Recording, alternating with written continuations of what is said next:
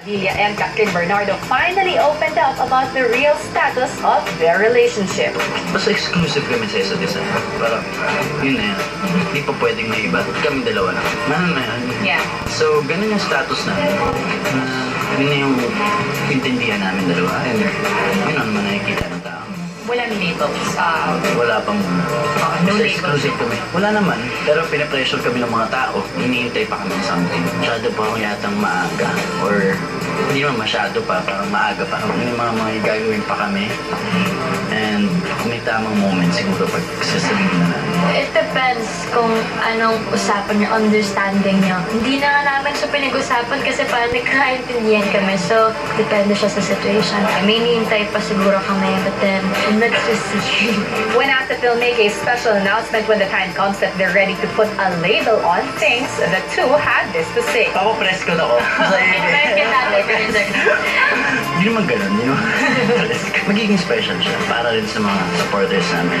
Buong buhay na lang iniintay nila yan. Meron tayong special na papakita or something. For now, the two remained focused on the movie they're doing for Star Cinema, shot in Barcelona, Spain. Both agreed that what made them level up for this film was the woman behind the lens, award-winning director Olivia Lamasan. Kasi yun ang very professional. Marami kang matututunan sa kanya.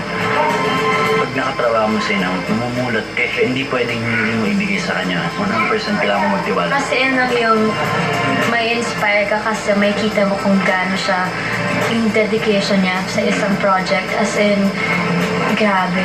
Ganyan lang ako nakita na gano'n na parang ikaw mahihiya ka na yung director mo nga, siya yung nagpupuyat, siya yung grabing, yung energy niya parang feeling namin, hindi ko pa napapagod kasi siya talaga yung lahat, nagbubuhat siya sa araw, the whole day. As for the much-awaited kissing scene everyone's been talking about, Kathniel had this to say. Pinag-uusapan pa na. Ikaw naman yung mapag-uusapan na yun yung dapat. And hindi naman pwedeng yung mga choices natin yung ikalulungkot na lahat. So, lahat naman na yung choice natin is for the best. Ang daming kailangan i-consider. But then, kung ano yung maging decision na yun, para yun sa movie, wala.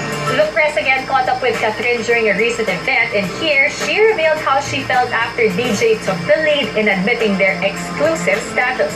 She said, quote, "Masaya ka kasi ang hirap kapag yung girl ang nagsasalita. Si DJ kasi yung nandiyan nagsasalita para i-explain sa mga tao kung ano yung nangyayari." Here she also explained their thoughts on why they finally opened up in public, saying, quote, "Actually, more on sa mga tao yon para hindi na nila kami tanungin kung ano talaga kami ni DJ. So at least ngayon, alam na nila kung saan kami nanggagaling, kung ano yung setup namin. Depende talaga yon sa inyong mag-partner." End quote.